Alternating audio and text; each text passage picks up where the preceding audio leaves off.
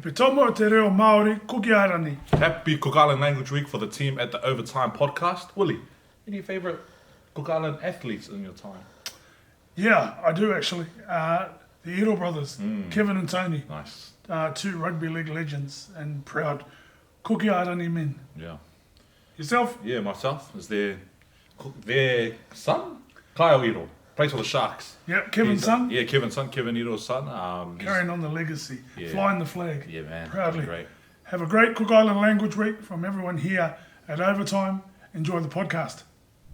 And welcome back to our 10th episode of Overtime, our podcast here as part of our Pacific Grandstand show here on 531 PI.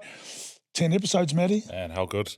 10 episodes. It's gone quite quick, eh? Congratulations, bro. We've done it. We've cracked it. 10 episodes. So Yeah. now we're an official podcast. So Is that the number? yeah, 10. 10, maybe oh, 10, okay. yeah. We get the badge? yeah, we get a badge, maybe a coffee and something else. We need a T-shirt to signify we've done 10 episodes. We're doing it. We're right in the middle of it. And yeah, we've had some great guests over our time. We've had some great topics, some great laughs too. So yeah, 10 episodes. And long may it continue. How's the week been? Yeah, good, busy. Olympics are starting to wrap up this week. This finishes on Sunday. So, yeah, and there was obviously some sports at the weekend. The Mystics went back-to-back. Big congratulations to them. I covered some stories for some of their Pacifica players throughout the year, and it was just great to see them get up at the weekend. And the Warriors, another loss as well. But, yeah, anyways, we'll skip that one. We'll get into that in a second with our special guest in the studio this morning. We've got someone who's familiar to PMN, but is a reporter for the New Zealand Herald and also does some reporting for News Talk ZB, a Pacifica journalist who we're very proud to have and welcome to the show, Elijah Fa'afiu. Elijah, Yeah. welcome, brother. Welcome. Thanks so much for having me, guys, and congrats on reaching 10 episodes. Like, I've been loving the work you guys have been doing with the show, and yeah, honored to be on. What I'm finding out now, being in this space, especially now during the Olympics, it's such a busy time. It's so much going on, normally anyway in the world of sport, but in particular with the Olympics going on. So I really understand how grateful we should be, and we are, for you to give up your time now during this busy period to come and join us and be on the couch with us. So thank you very much, first and foremost. Take us back when you were a young fella, growing up, and your aspirations to be a journalist. Where was the seed sown then? I guess for me, it all starts with being a fan growing up. So I guess my first memory of sports was when I was 5 and the Blues won that 2003 championship. Carlos Spencer was my favourite player growing up. He still is to this day. Just the way he had that swagger on the field, and he just played a different style from what a conventional number 10 would play like. So that was probably my first memory of sport. Growing up, I didn't play much sport as a kid until I got to high school, and I played a bit of rugby and basketball and touch. And then that went on during high school, and then I had a bit of a setback when I found out that I wasn't actually good at sport. So I thought I figured while I still got my brain intact, I enjoyed writing and English at school, so that was one of my favourite subjects. So I thought while I still had my brain intact, well, might as well put it to good use and sort of go down that avenue of storytelling and writing. And I thought, I've always wanted to work in the sports space somehow. So I figured if I could merge sport and writing, and that sort of ended up being journalism. And so I went through the usual pathways, university, went to AUT, studied a Bachelor of Communications. I actually majored in TV because a part of me wanted to do a bit of filmmaking and potentially go down that avenue of storytelling. But I think my heart was always with journalism at the end of the day. So PMN was the company that reached out to me and gave me an opportunity and opened the door for me. And I'm forever grateful for my time here and the opportunities that they provided. So I was with PMN for a couple of years, and then had the opportunity to join NZME, which is the NZ Herald and News Talk ZB, and I've been with them for about a year and a half now. So, and I'm thoroughly enjoying my time there. And but I'll never forget my time I had here at PMN as well. So, yeah, that's sort of my brief summary of my journey up until this point. Yeah. Coming to PMN, what were some of the big lessons you took away from your time here, being a young journalist? it's funny because I started journalism in 2020, and that's when COVID happened. So when I came into journalism, all I ever knew was, I guess, how to do things during COVID, which is like interviews over Zoom and distancing and wearing masks all the time. So I never really got to understand, I guess, what it was like being in a normal environment with, you know, press conferences with everyone and that sort of thing. And then when COVID sort of cleared, that was really when I started to learn. And I was still at PMN by then, so I sort of started to learn about what it was like to, you know, be in those packed press conferences, and those situations can be quite daunting. In terms of what I learned here at PMN, I'll always be grateful starting here because, one, it's a Pacific media company, and you know we always have a duty to serve our people in whatever way that may be. So for me to be able to tell stories from a Pacific lens was always helpful, and it also helped me like learn a bit about my own heritage as well. So I guess being born in New Zealand and growing up in NZ, I didn't know too much about my heritage. So being here at PMN helped me in that regard. So I guess that's something you don't learn in mainstream media, right? Like that Pacific lens, how to tell stories from that perspective and serving a particular audience. So I'm glad I got to start my journey with PMN, and I've been able to transfer those skills from what I learned here over to where I am now. So. Taking the learnings from COVID and into what we say the real world, when the world's got back going again, what were some of the differences? And I'm always interested in some of this, from what you learnt out of the books and what you learnt in your studies to actually being on the ground and being a journalist. What were some of the things that you learnt and took away from your experiences being behind the mic, being with the pen, from being at school? Like for me personally, I've never been someone who's like done things by the book. I don't like following the book. I sort of like to sort of carve my own templates or carve my own pathway. In terms of like interviewing people, for example, I think it's just understanding that when I first started, you always think it's like a formal Q&A, right? Like you sort of ask the questions and then they answer back, and that's pretty much how it goes. But I think the more I've been on this job, the more I understand that it's a conversation. Like you have to treat people like human beings. And like obviously we put sports people, for example, on a pedestal, and you know there's some of our heroes, but I think bringing them back or imagining them as just human beings so that you're able to connect with them and have a genuine conversation with them and build that trust with them is so important. So that's sort of something, and that's sort of something you can't learn until you're actually in the job and doing it. And that's usually that's the best way for me to learn, rather than just, you know, having a lecturer tell you how to do things or how to interview people. And that's something what I've enjoyed about this job, is just connecting with our sports people. So that's a big takeaway from me. That's mean because a few years ago, bro, back in 2021, Elijah made a trip down to Dunedin, and he talked about, you know, being practical and connecting with people.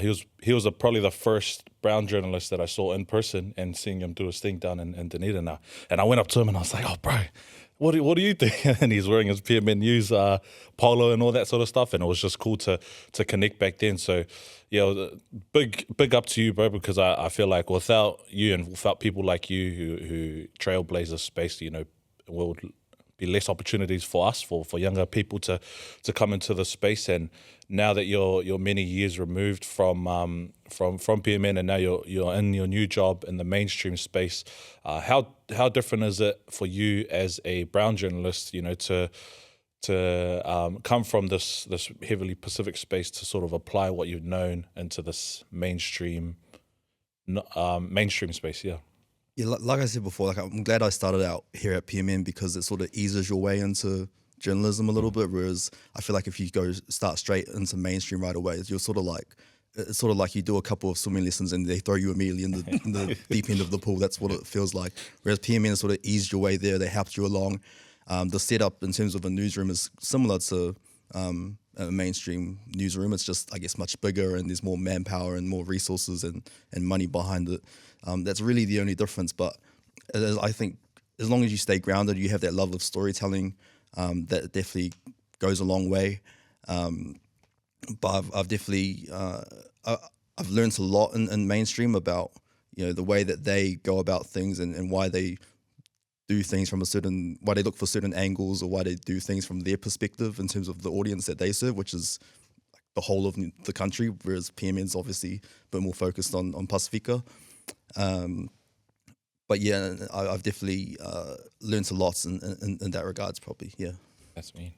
You started off in politics as a political journalist, and now you're in the space you wanted to be in sport. Was there anything reporting and writing about politics that helped you with sport and transferring it over? I guess it's more so being able to hold people to account. Like that's one of the big things in politics, right? Like you can't just let politicians get away with things easily. Like if there's something that they say, like you obviously have to follow up on that. It's like, what do you mean by that? Can you elaborate on that? And sort of keep pushing them. And for me, and I know this is probably like a thing in Pacific journalism as well, like we're not ones to sort of press on politicians or press on people or hold them to account as much. I think nowadays we're doing a much better job in doing that, which is awesome to see. But I think you can sort of transfer that across to sports in a way, and be able to hold them to account. And if they have like a bad sports game, for example, now there's a way to do this without being well, I don't know if I can swear, but without being like a dick about it, right? But obviously, again, it comes back to that human level and being that human connection about like hey, like what happened out there? Like I saw you. There's probably a couple of mistakes out there. Like, are you okay with that? Are you like, what's your emotions like at the moment? Sort of, rather than just going straight in on them after they've just had a bad game and sort of just piling on, like, and then the rest of the media sort of jumps on. So, but I think, that's probably one of the things I've taken away from my time in politics, and I'm glad that I got to experience that side of things as well. That was probably going to be my next question, is about the level of empathy that you've got to have for sport and reading the room as such. Is that a big difference from the political standpoint, where you go hard at the politician, whereas having an understanding of a sportsman who's just lost a game or had a bad performance and scrutiny's on him or might be on a bad run? Have you had to learn to show a bit of empathy, or has that come natural for you? I think it's natural being a Pacific journalist. I think that's just like in our blood, right? Like we care about how people feel, and I guess the difference with politics is that there's under a much bigger microscope, right? Like the rules and the laws that they make affects the whole country. Sports people, probably not everyone is into sport, but I guess for those who love the game and love watching sport, it's a big deal for us. But yeah, I think it's always important to sort of stay grounded again and be connected to human beings as much as possible, I think. Yeah, and speaking about your new job in sports, bro, and now you're in mainstream, I've seen you a couple of times at some of the Warriors presses and some of the other press conferences as well. Sports, I've seen some of your columns in the Herald, and it's just buzzes me up, man, to see a brown name right on the front, in the back page of the sports column. I remember he did a nice piece on Levi Aumua from One Pacifica when he was playing for that side. But looking at what you've done so far and your coverage now that you've made the crossover to mainstream and you're a full-time sports reporter, do you have any stories that stand out to you so far? Yeah, the one that sticks out to me, and I think this is probably my best work, is last year I went to Melbourne to watch Joseph Parker have a fight against, I think he fought Whainga Opelu. And this is the fight where he just lost to Joe Joyce the year prior, and he was probably at like the worst point of his career. And this fight, we were asked by Juco Boxing to sort of send a reporter over, so I went over on behalf of the company, and I did like a behind the scenes sort of piece where I was basically like a fly on the wall, but I followed Joe around for a couple of days, and he basically told me that he had this new team on board. He brought on a nutritionist, George Lockhart, who used to be in the army, and he pretty much changed everything up for him in terms of his nutrition and his strength and conditioning. And that was sort of, for him, he felt as though that was the turning point for him to turn his career around. Now, at the time, the media probably wasn't as big because he just lost to Joe Joyce, and they felt his heavyweight career was in the dumps because of what had happened. So they didn't think, this is just going to be an easy first round win for Joe, which it was. But I think that was sort of the platform or the base for him to elevate himself and return to that level that that heavyweight elite level that we know that he can be. And I think we saw later in the year that he'd go on to beat Deontay Wilder and Jay Lee Zhang, and he's got the interim WBC bouts or one of the titles now. And I think it all started back in that camp in Melbourne. I was glad that I could be there. I was one of the only media following him around from NZ, so that's probably one of my favorite pieces. And Joe's such a, like, again, we talk about being human. Like, Joe's probably one of the most down to earth people around. It's funny because I had like a big notepad and I was just writing notes down. I was basically just scribbling down notes, and we were sitting at a table at the hotel. He was saying out, he had a glass of water. He actually knocked it over on my notes. And he was like, "Oh, I'm so sorry." I was like, "Oh, no, it's all good." He's like, "Oh, I hope you like didn't write anything important on there or anything bad." I'm like, "Oh, well, that's irrelevant now. It's all gone now." So I guess that's not going in the story. Man. But I still had plenty like to write about and plenty to put in the piece, and it was a great piece. And yeah, that's probably one of my favorite stories I've done to date.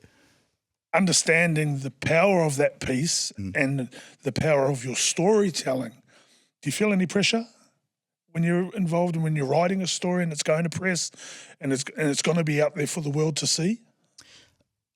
A little bit. I think at the time I did, because it was the first time I'd done a piece like that. It was behind the scenes and you're pretty much writing down every little move Joe does.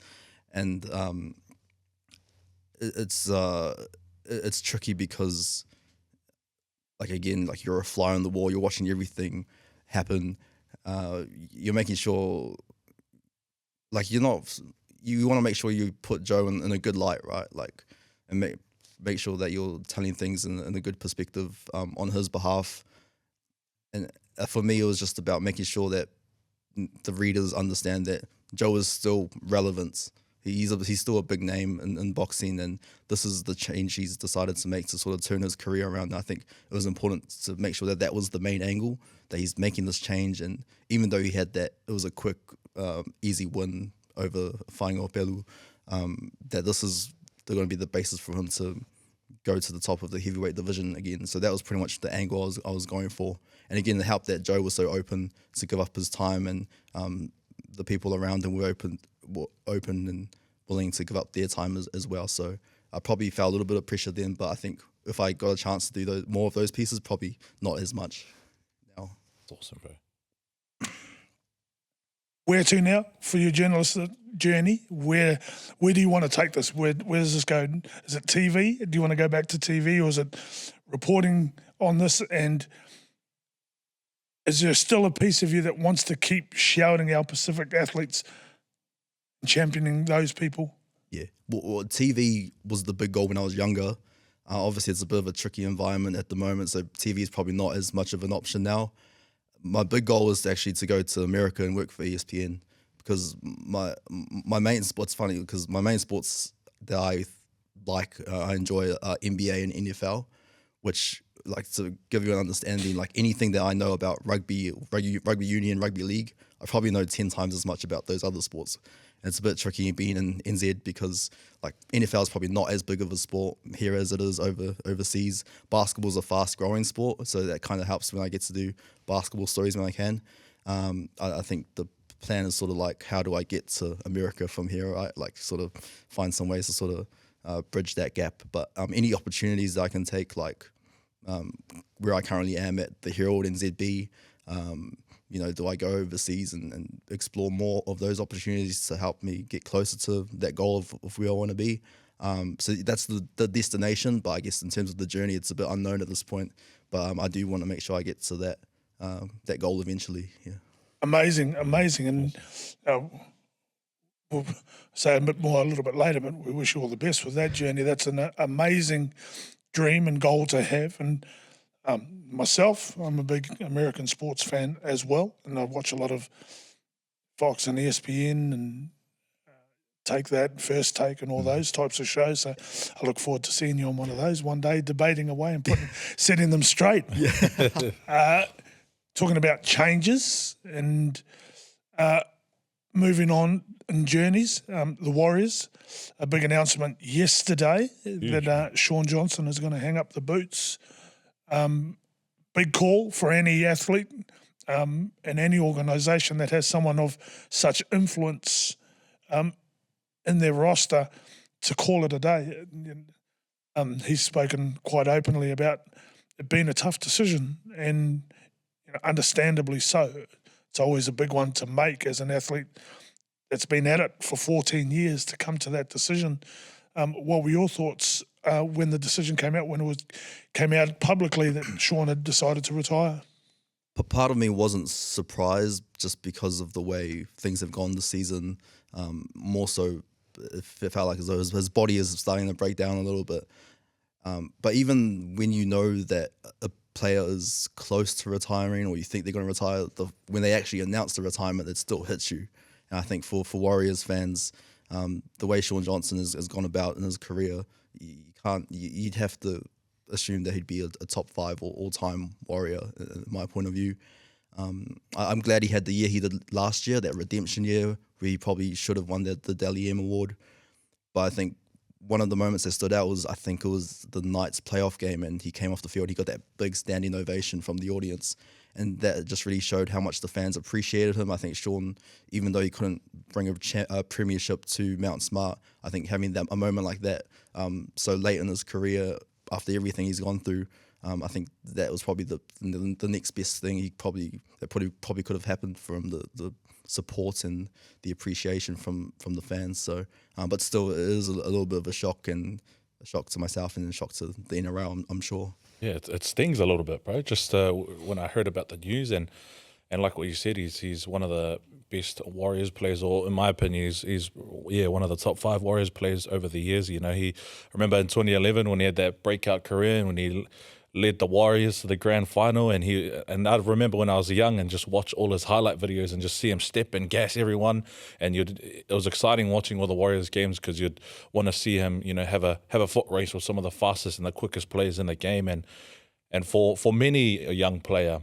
or many of the youngsters in the Warriors or in the NRL and who have played with him in the Kiwis or have played for the Kiwis, I'm sure a lot of them can credit their journey and credit their willingness to crack it in the NRL to Shaun Johnson, man. He's one of our New Zealand, an iconic New Zealand athlete, and is also an iconic Warriors player, and he had that stint over at the Sharks, and I remember when he was signing the Sharks contract, and he posted a photo on his Instagram and he was in tears. You could see how much it meant to him. He spent that time away from the Sharks, and he came home and he delivered one of the most best seasons last year. Like you said, he should have got the Dally M last year, but due to some strange voting, it's went in favour of Kalen Ponga last year. So yeah, he's definitely been missed, man, and it was quite sad, especially with the way that the season has been going for the Warriors, coming off the back of last year. Willie, yourself, what are your thoughts of it as a former Warriors man yourself? Yeah, as I said, it's sad when a player does finish up, but the game moves on, the game progresses, and I think it's time. I think it is time for Tamaiti Martin and possibly Chanel Harris-Tavita and Luke Metcalf to step up and take the reins and try and take this club to the next level and get that first ever elusive premiership that they've been chasing. Taking nothing away from the impact that Shaun has had. Shaun's been fantastic. He's been fantastic for the game in New Zealand, for the game of rugby league. He single-handedly, through his stardom and through his highlight reel career, has attracted so many young people to our game, boys and girls. The way that he's shown his step and his pace, and as I said, some of the stuff that he's done throughout his Warriors career, that's what young people look at. That's what young people play in the backyard. How many of them would have been at school putting on a step and saying, Shaun Johnson, yeah, I'm Shaun Johnson. That's him. That's what he's done. He's created that himself, and the Warriors are going to miss that. But they'll remember that, and I totally agree. I think it's fitting that he had the year that he did last year. It was a shame that he wasn't able to add the Dally M to his golden boot that he won a few years ago. But I think moving to Cronulla for those couple of years was a period of growth for him too, to get away and really look back and appreciate what he had here and miss what he had here, come back. And I think that was a big driving force behind the season that he had and the Warriors had last season. It's just unfortunate that they haven't been able to back it up this year and go again. It's been a tough one. It's been a tough one for injuries for Shaun. It's been a tough one to find that form. But I know personally how it can be mentally draining and it can weigh on you. And physically, you can be ready, you can be fine, and you can be up for the challenges of the week-to-week grind. But when it goes mentally, when it's not there anymore, and your drive and your motivation and your passion, and you get up in the morning and you don't have that bounce in your step to go to training, that's time. That's time to move away. And he could almost, through what he's done throughout New Zealand, he could step into so many things now off the field. He set himself up so well, whether that's journalism, TV, he's got his podcast going now. He could be an ambassador for so many things because he's such a clean-cut person. The game's going to miss him, but there'll be plenty of times and to congratulate him for the career that he's had. But as a rugby league person, I'm very, very grateful to what he's given the game and what he's given the Warriors in particular. Talking of the Warriors, been a tough season, been a very tough season for them to back up. Is it more so how tough the season has been or the drop from the lofty heights that they reached last year? I think it's a bit of both. The one thing I think, because of the year they had last year, heading into the season, the expectations were so high. Like, you had pundits saying that the Warriors are going to go back to the top 8 easily, make the top 4. Probably a couple who said they could have gone on to win the title. That's not easy. That's not an easy weight to have on your shoulders, especially like for a guy like Shaun Johnson, who's just had the year he's had, and now he's expected to repeat that same year. He's a year older. He's expected to do the same thing, and that's a lot of pressure for him. There's a lot of pressure for a lot of the key guys on that team, like Adam Fanua-Blake or Chance Tukwukloksta. You got Roger coming back in. How's he feeling about coming back into Mount Smart with the expectations they have? I think the way the season's gone on, there's probably been moments where the Warriors should have won certain games. I think last week against Parramatta was probably a game they should have won. The Titans game on Anzac Day at home was probably one they should have won. Back in round 2 when they lost to the Storm, and then a bit of Xavier Coates' magic pretty much stopped them from getting the 2 points. So there's probably been moments during the season where the Warriors could have capitalised and should be much higher where they are. And there's a run of injuries as well, but we don't want to dwell too much on that. But that's probably been a rough season for Andrew Webster to sort of balance and rely a lot on some of the younger guys who have come through, which is great for the future, giving them more reps. But I guess for where they want to be this season, probably not the ideal situation. And now we're asking a lot of the Warriors with 4 games to go plus the bye. Like, you want them, ideally you'd think they have to win all those games, right, to pick up those points and sneak into the 8, hopefully. So it's always going to be hard to live up to those expectations for those guys. Yeah, it's unfortunate, man, the way that this season has unfolded for the Warriors. Yeah, like you said, obviously everyone had high expectations of them, and it was the first time in a while that the Warriors had maintained a top 8 position and top 4, where they spent most of the season, and they collected wins against teams that people wouldn't have thought they would have won last year. And coming into this year, obviously there was a bit of key players that were moving around teams. There was some players welcoming back players who had injuries niggle last year, and they unfortunately just couldn't match that same energy or same grit and poise that they had and they held all of last year. And it's unfortunate as a Warriors fan because, but I think in a good light, it has drawn a lot of fans back to the franchise that may have bowed out for a couple of years when they're going through the trenches. But it's also done a lot for the game of rugby league just to encourage people to get behind the Warriors. Now there's the Up the Wires movement that's going rampant, and when I was at the Warriors game against the Tigers at Mount Smart, I think I heard it a bit too much times, and I was like, man, hear the little kids, up the wires, and I was like, oh, my ears sore now, man. But it's just awesome to see how much attraction they've brought back to the franchise of the Warriors. I've seen when they had the Old Boys Day, they had that 95 Warriors big blow-up statue that came in and hasn't returned to Mount Smart for such a long time. So I think if this is the year that it closes out and they just focus on this year as being one that they can and look past and focus on building these new and next and upcoming players, then the future will look bright for the Warriors. And I think that we can just look forward to blooding in some of the cup boys, some of the young boys, and getting them more first grade opportunities. Yeah, I think I've been guilty of it too. At this moment in time, mathematically, the Warriors are still a chance. And yeah, they've got to win every single game, and the bonus for them is they've got the bye, which will be in the last round of the season, which will be 2 points for them. But they've got to win every single game, as well as other teams around them or above them, the likes of St. George, the Raiders, Dolphins, have to lose. They've got the Dolphins this week. If they can knock them off, that's one peg in their feather and one peg up the ladder that they need to go up and climb. So it's still possible. It's still a possibility. It's an outside chance. But I think as Warriors fans and the Warriors team themselves need to believe. We've got to keep believing and hold on to that belief until it's mathematically impossible. The Broncos are pretty much in the same position.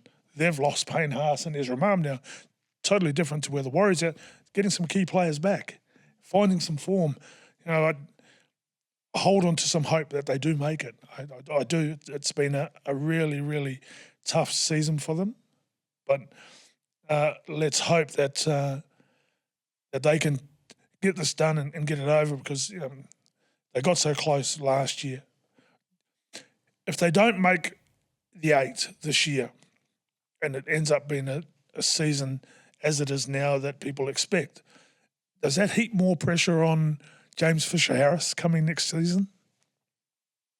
I think so, because at the time when the signing was announced, I'm not sure where the Warriors were on the table, but I think they still had those high expectations on them, and people were thinking, well, the Warriors can bounce back from the slow start they've had. They can make the 8, and then James Fisher-Harris is going to come in next year and turn them into a premiership side. Now, the way that the season's gone, you've got James Fisher-Harris coming in. I'm not sure what he's thinking coming into an environment. He's replacing Adam Fanua-Blake, who's been one of the top props in the competition for the last few years. And the team, there's going to be no Shaun Johnson as well, so that's going to be a lot of expectation for the halves that step in his place. So it is going to be interesting to see how James Fisher-Harris comes in. I think the one thing I want to ask with you guys, and I don't know with what you guys think on this, is how they've used Roger this season, and whether you feel as though he should have been that fullback from day one, and how you think that whole centre experiment has played out. For me, I feel like his best games this season have been at fullback, and the easy solution is to sort of just swap Roger and Chance, because I feel like Chance has played centre before at international level. You guys can tell me if that's not the case. For the Kiwis. Yeah, so I feel like that would have been the easy swap at the start of the season, and I'm not sure how that would have changed things, but I think the Warriors probably haven't utilised the best of Roger, but I don't know what you guys think. Yeah, we've spoken about it on the Saturday show about what Roger has been throughout the year. And like you said, every time that he seemed to play at the fullback position, he's had outstanding games, both on the attacking edge and on the attacking front, and on defensively as well. I mean, you saw him when he played fullback against the Tigers, and he came up with that last-ditch play in the last when the Tigers were putting the pressure on in the Warriors' red zone, and he ran about 20, 30 metres, picking up the ball from a loose ball and loose carry from the Tigers. So I think that, because Andrew Webster from the start, he was really insistent that Chance was the number 1 fullback, Taine Tuopiki was number 2, and Roger was number 3. Here's everyone thinking that Dally M, the former Dally M fullback of the year, the Warriors' best player for a long time, played at fullback, and they're not going to put him there. Was a strange decision at the start of the year for some Warriors fans, and I think that Chance Nickel-Clockster is a quality fullback, and I think he can change into either the centre position, maybe not more so the wing. I think he'll be more effective in the centres, but it's a tricky situation that Webster has had throughout the year. But his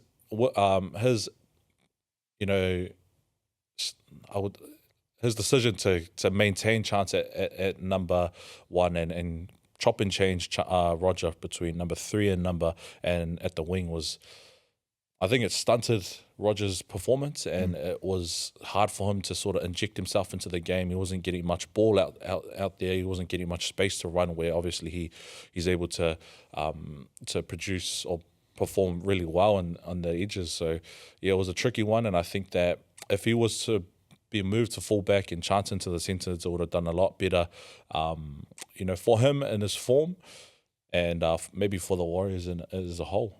Yeah, Willie. When he was re-signed last year, the question on everyone's minds was, where was he going to play?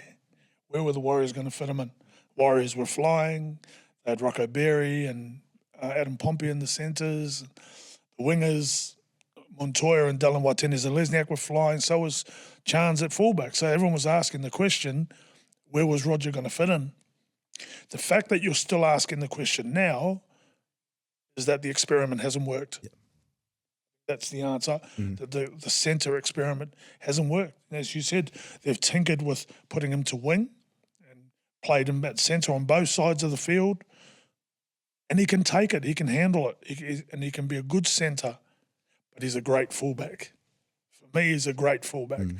And he's shown, as you said, in a couple of occasions where he started at fullback. I go back to the Newcastle game early in the season where he was outstanding. He ran for nearly 300 metres. And that movement, that play, not only offensively but defensively against the Tigers to stop 3 tries, I thought he was outstanding. It all comes on instinct to him. He plays instinctively at fullback. And he's not a centre in the conventional mould. He can still do it, but it doesn't come naturally to him. He's a fullback for me. And then, is he the best fullback for the Warriors? I think he is. And Chance is a great fullback, but Roger is the best fullback in the club.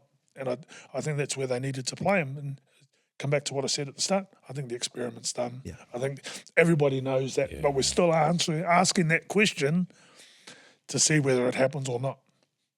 But, the Warriors, as a coach, and I've sat in the seat, it's a tough decision to make. But you've also got to put your pride aside and say, for the best of the team, for the best of the club, I've got to go back on what I've said.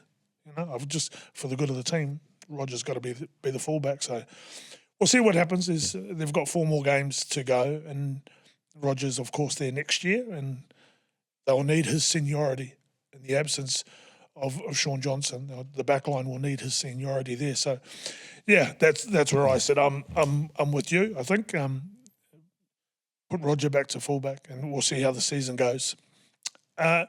Some more big sport this weekend. NPC kicks off. Oh, exciting. NPC kicks off this weekend. We've had the Super Rugby. The All Blacks have had a couple of games.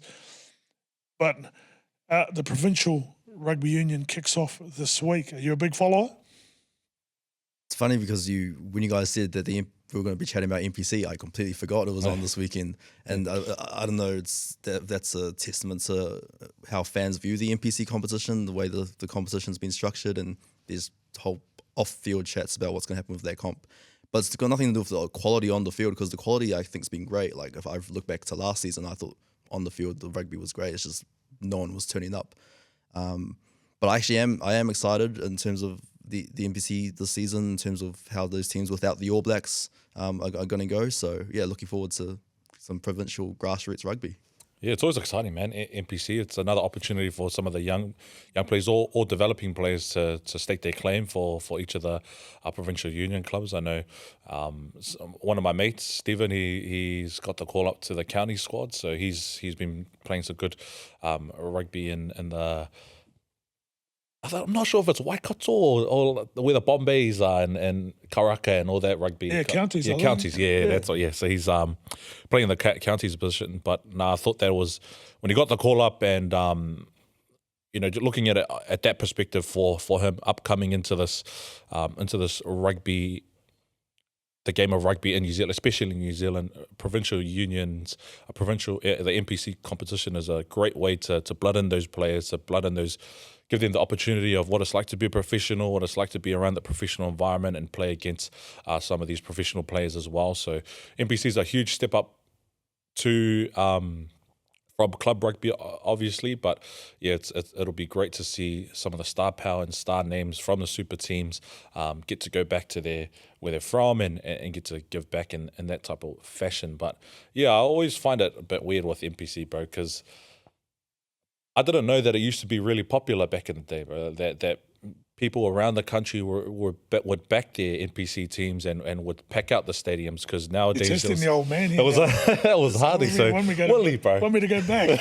could you tell us a little bit about NPC back in the day? Well, back in the day, there was no Super Rugby.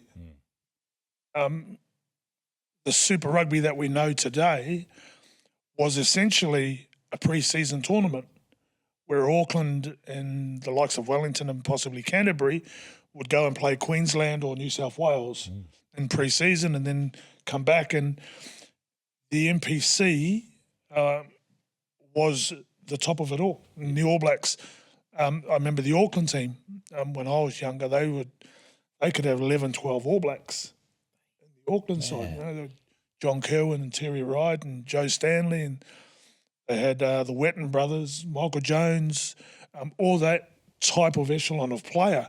And as a young Aucklander, that was an awesome sight to see, because the battle then was, and this is where the Super Rugby battle comes from, it was the Auckland-Canterbury battle, and the battle for the Ranfurly Shield was huge then.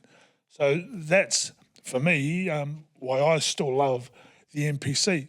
I love it as well because whilst the All Blacks are playing now and they've got the championship squad all set to go for this Rugby Championship period, which we'll talk about in a second, at the end of the season they've got what the United Kingdom call the autumn tours, the end of season tours here. There'll be some players come out of the NPC for that. There'll be some standouts. So the opportunity for some of these young fellas that we're talking about, there's a real chance for them to step up and make a career and make a real name for themselves.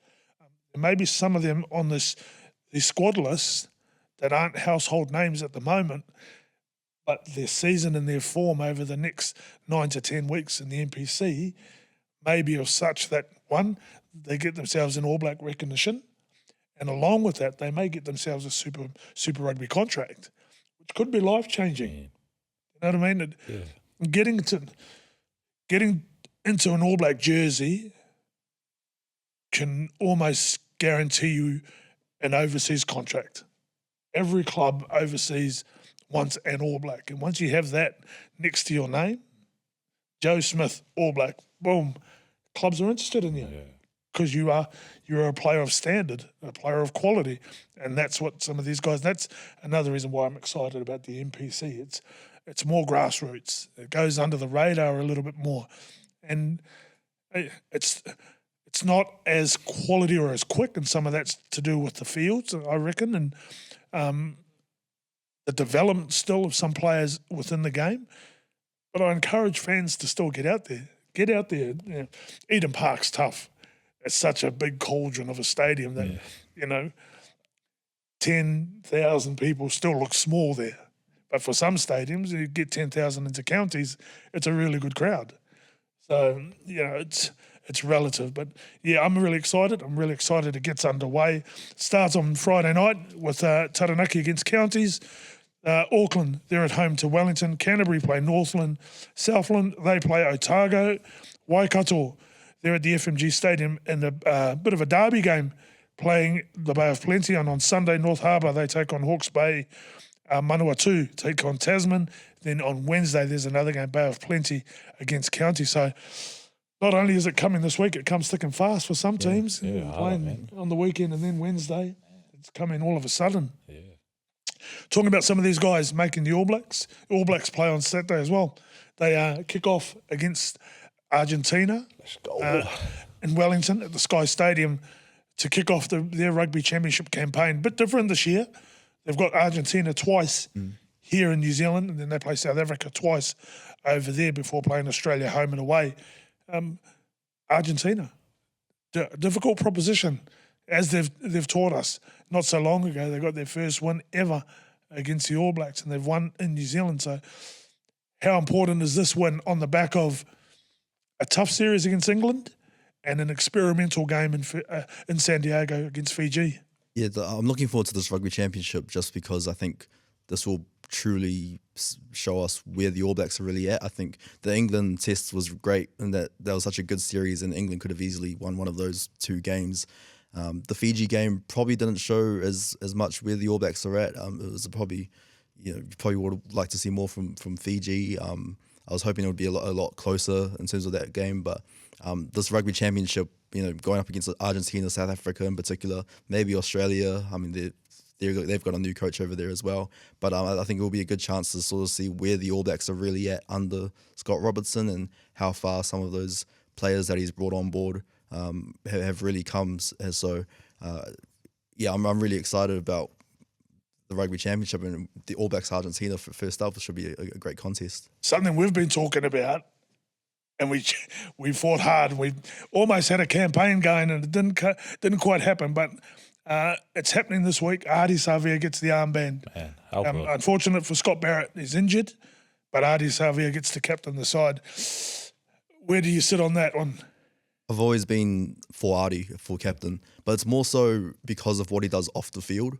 Like on the field, we know how great he is as a player. I think off the field, I put it this way: like if New Zealand rugby, the way that it is at the moment, if you want to connect with your fans, you want a captain who is able to connect with the people, and Ardie does that like no other. Like what he does off the field, his ventures. Like he used to have a podcast. He had like his own fashion label, I think, and we just saw with what he did during the Moana Pacifica signing week, and we invited the Pacific media along and students along, and that was awesome to see how he's able to take matters into his own hands and control that narrative. So I think what his impact off the field, I think it was much needed for New Zealand rugby. But then again, I'm glad he gets the opportunity this week to put the armband on. Hopefully, he gets to lead the haka again this week as well, like he did in San Diego. Yeah. So I'm all on board for Ardie. Yeah. Captain Ardie, how good is that to hear, man? When I saw the announcement that he was going to be the captain, I was like, finally, man, finally, good to see him after the good news of Moana Pacifica signing.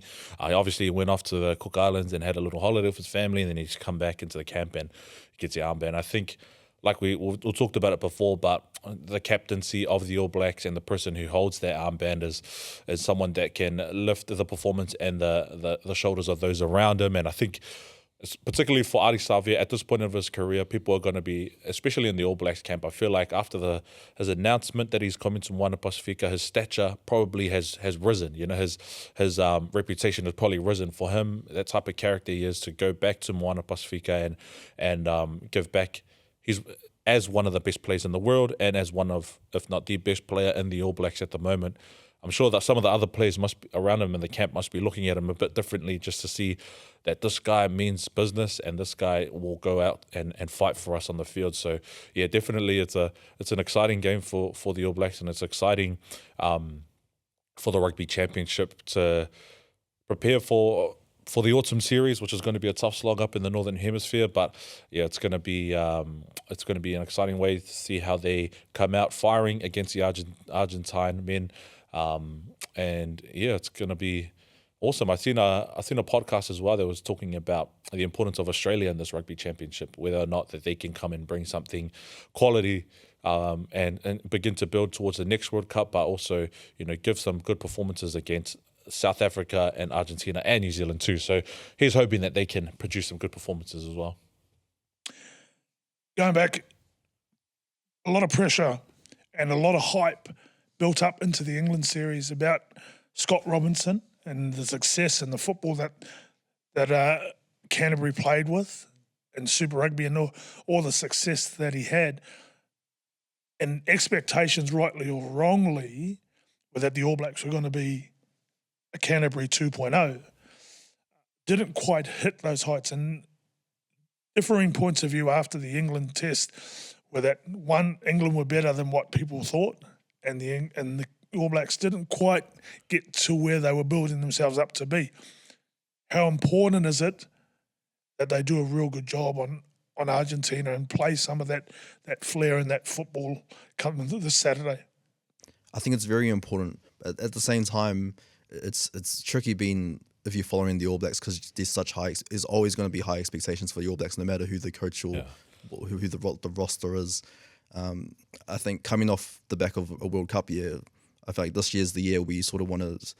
The fans need to understand that you're starting fresh with a new coach, and you're not going to get everything right first up. Like you want to use the England test was probably the opportunity for them to figure things out and sort of form their DNA and their identity.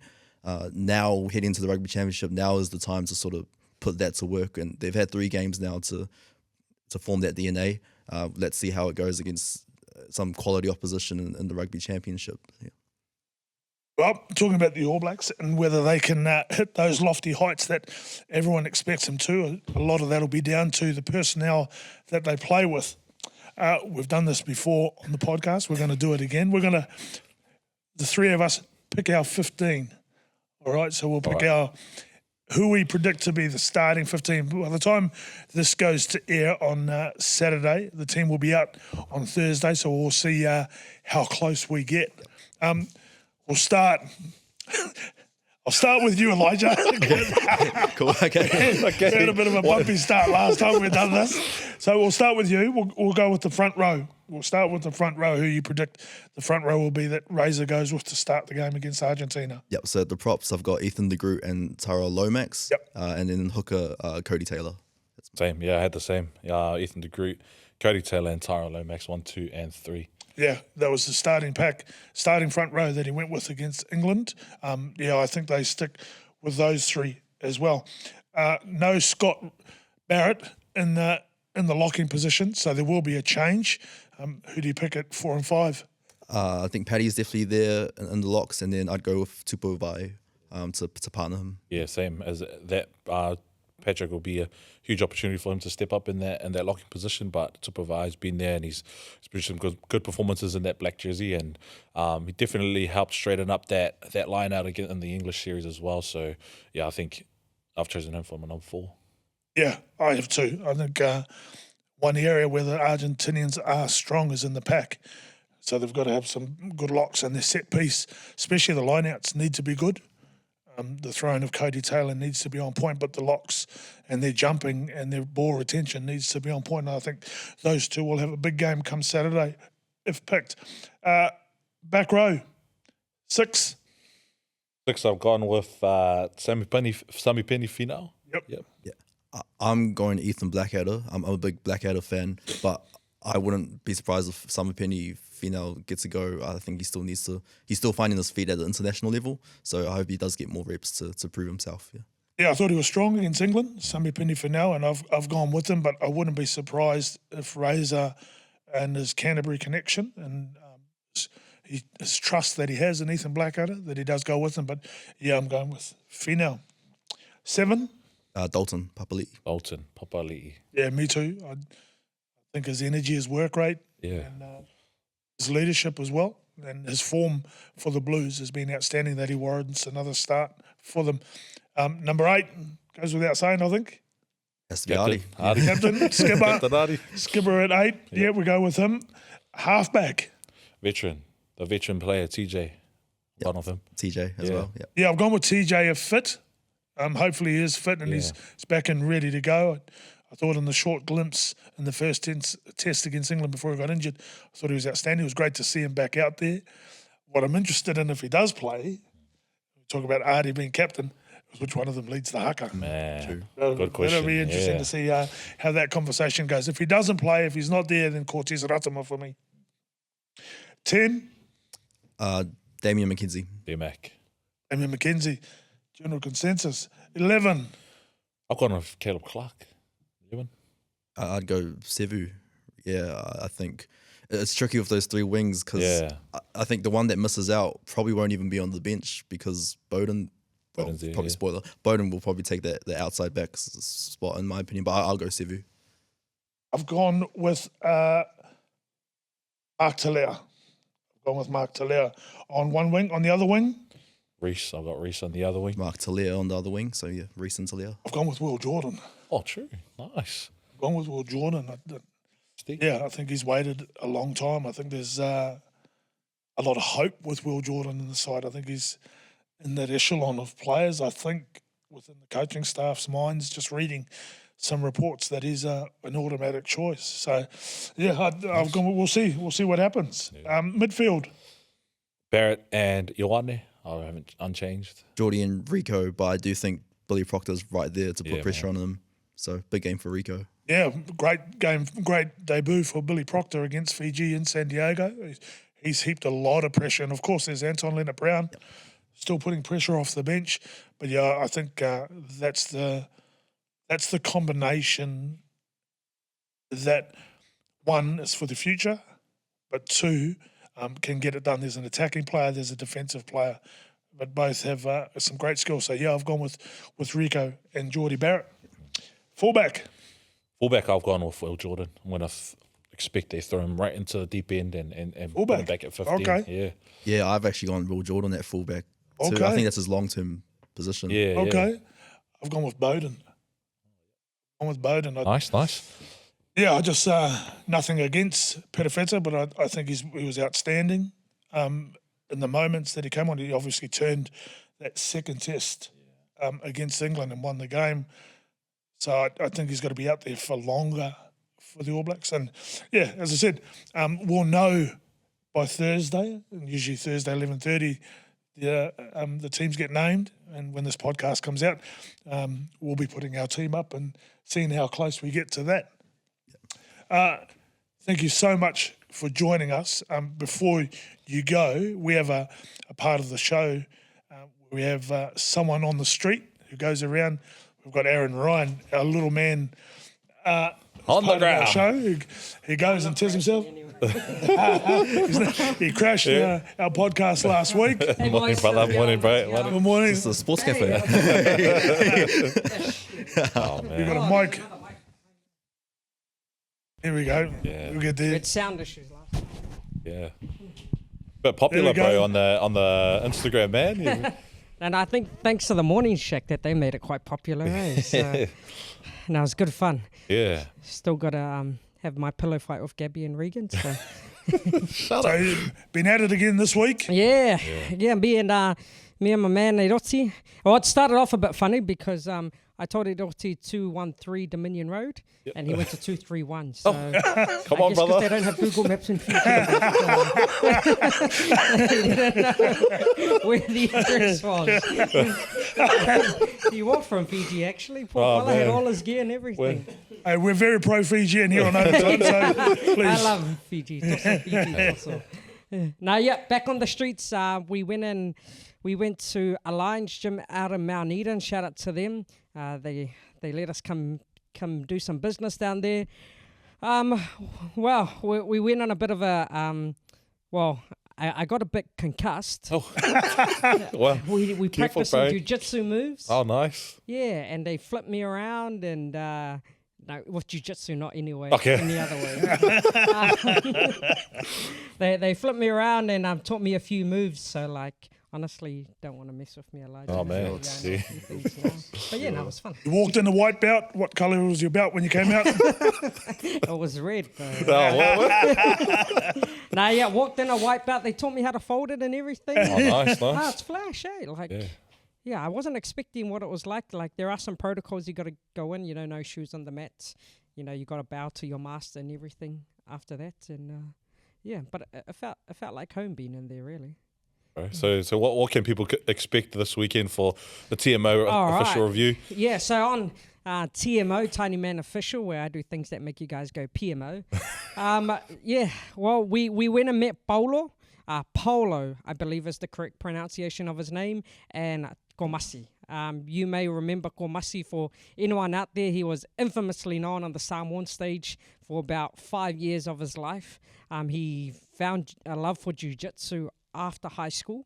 And then, I'll let him talk a bit more, but he's got a partner now who's also a jiu-jitsu New Zealand champ. Awesome. So stick with us here. Stick with the podcast because the full clip of our man Azaron going to do some jiu-jitsu and showing the real fighters how it's done. Talofa lava, we are currently in Mount Eden in Okilangi outside the Alliance Jiu-Jitsu Gym, and we're going to meet some pretty incredible people. We're going to meet Paulo, who's the owner and the runner of this gym, but also we're going to meet someone who was most famously known for his reign and supreme as a Fort Gamey on the Samoan stage at Polyfest in the early 2000s. Now I'm currently waiting for my cameraman Eroti, waiting for that mana. We're at 213 Dominion Road, but this fella, apparently he's gone to 231 Dominion Road. I guess Fijians just don't know how to read instructions maybe, but I really want to learn some moves because I'm still not happy with Gabby saying that she wants to pillow fight me and Regan and use me as the pillow. We should play pillow fighting. Yeah, I reckon too. And use you as the pillow. So I'm going to learn some moves, hopefully the sleeper hold so I can put Gabby in it, or you know, or an arm bar that I can do Regan on his knees and his elbows so he can never hold a microphone or do any of his content again. But we're going to go in, hopefully come out with no injuries, and I'm super excited. Let's go. I almost dribbled, oh my God. So my name is Paulo Oliveira. Yeah. And what's your role here, Paul? So I'm the head coach in Alliance Jiu-Jitsu Auckland, Mount Eden. Thomas Karanicolau. I'm the head coach of West Auckland. It's like my dad putting on my school uniform, man. I feel like I could wear this to the clubs. While you were starting this back in 2005, 2006, and you know, wanting to start jiu-jitsu in Auckland, Komasi was actually dancing on the stage at Polyfest during those times. You're not, you know, your face is known throughout YouTube and the Samoa community, but how did you stumble upon jiu-jitsu for this? I mean, like anyone, like all of us, we watch, like, you know, mixed martial arts, watching UFC and all those fight events, and I was always drawn to the grappling aspect of things. And then I looked up, like anyone, best jiu-jitsu gym. We were formerly known as something else before. Paulo used to own another club before. It was known as Sohiso or Soriso, as a lot of us called it. And it was like the original badass gym, in my opinion. And then yeah, we just came here, one class, me and the missus. Well, I came first and then the missus came after. Because she saw there was too many gangers in here. And she was like, nah, I'm signing up. Nah. Oh! Yeah? Yeah. We found that one. That's right on the Adam's apple there. Open their collar, I'm gonna put my hand inside there. My other hand's gonna come on the bottom, and we're gonna, as soon as I start pulling the choke. Yeah. So we can also work. I think I almost saw Jesus there. We've come a little bit, then left, and came back again.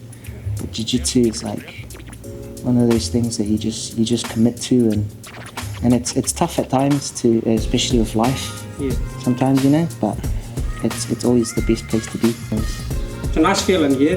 You made it feel very welcome, Paulo. You're welcome.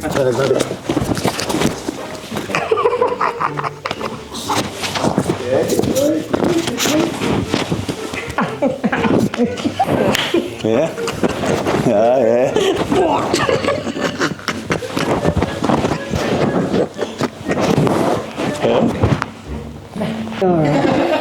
Sure. Look at that. Lose the mic? Should be there. Yeah, I think so too. Yeah, mic, yeah. Maybe. There it is. I'm now waiting it up back there. I tell everybody, right, the day that you arrive in the door, it doesn't make your day better. That's the day you need to leave and find something else to do that will make your day better, because we feed in each other's energy here a lot, right? So we need everybody in the same mindset and the same, like, on a wave of positivity, right? So, and we trust each other, as you saw. I trust my health with, like, you can break my arm, you can choke me out. So we trust each other the whole time. So we need to have that kind of trust. It would be rude of me not to talk about Shalom and her doing the sport following you as well. What's that been like for you two as a couple as well? I always tell her she's better than me. in so many ways. Well, I can agree there. Better dancer, better half. That's why they call it the better half. But no, she's definitely talented. She's got a fighter's heart when she steps on the mats. Have you seen more and more Pacific people come wanting to join? Yeah, no, definitely. There's a lot more islanders doing it now, and I think there should be more of our people doing this because it's fun. Yeah. It's fun, and also there's a aspect of like a bee in it. So you know, they bring that like a bee style over to jiu-jitsu. So. Oh, Jesus. Oh, yeah. Remember how your koinga used to grab you and then gong you? And then, yeah, like that. And gong. Yeah. I always said that since the day that I arrived in New Zealand, right? I say that's the best genetic pool you can ever imagine, you know? And would be, if Jiu-Jitsu was something that they took as a sport as they take rugby, probably would be a world domination, right? If you were to encourage our people to come and do something like this, what would the message be? Just come and start. Just come here, come to Alliance, friendly gym. Yeah, I'll give this to you after this. And usually all I say is like, thanks guys, walk great chat. Yeah. And then we say bye. you shake your hands like that. Yeah. Oh. And then you shake his hand there. And that's it. And then we'll just keep shaking hands? Yeah. All over. Yeah, shake your hand. All right, cool. Thank you. Thanks, guys. Thank you. That brings us to an end of our 10th episode here of Overtime. A huge, massive thanks, Elijah, for coming in and sharing your story and sharing your insights and your knowledge with us this morning. We wish you all the best on your journey. As I said, hopefully we see you on ESPN one day or Fox Sports, and we'll see you on the sideline at Super Bowl. Be mean. Appreciate it. Thanks so much for having me. Well, that's us for another week. That brings us to a wrap of Overtime. Again, Matty, where can our viewers see this? You can see us on our 531 YouTube channel as well as Overtime on Spotify. Follow us on Instagram at overtime.pacificgrandstand and TikTok, overtime.531. Thanks again for listening, and keep supporting the journey. Here's to a million more episodes. Yep, thank you, Elijah. Thank you, Ryan. Cheers, Matty. This has been Overtime for another week. See you next week. Yeah, you're welcome. I say Ryan, sorry. Shaun. Don't worry, I've heard it many times. Happy 10 episodes, bro. Happy 10 episodes. Shot Ryan. Shaun. Well, I better not So tell you those- my middle name, otherwise.